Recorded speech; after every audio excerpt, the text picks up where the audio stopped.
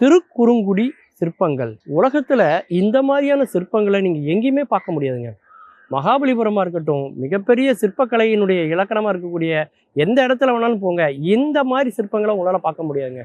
அப்படி பிரமிக்க வைக்கக்கூடிய சிற்பங்கள் இருக்கக்கூடிய இடம் தான் திருக்குறுங்குடி. திருநெல்வேலியிலேருந்து 45 கிலோமீட்டர் தொலைவில் இருக்கு இந்த திருக்குறுங்குடி.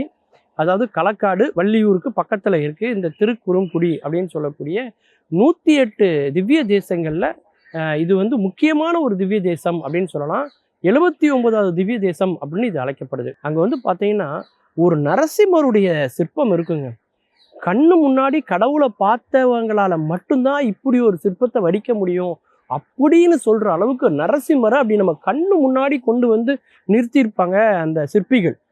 உண்மையிலேயே அவங்கெல்லாம் தேவலோக சிற்பிகள் அப்படின்னு தான் சொல்லணும். ஏன்னா கற்பனையிலலாம் வந்து இப்படி ஒரு சிற்பங்களை எல்லாம் வடிக்கவே முடியாதுங்க. அவ்வளவு ஆச்சரியமான சிற்பங்கள் அங்கே இருக்கு.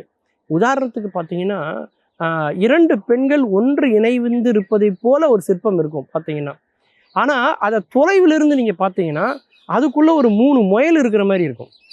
வெளியில் பார்த்தீங்கன்னா அது ஒரு யானையினுடைய தோற்றம் மாதிரி இருக்கும்.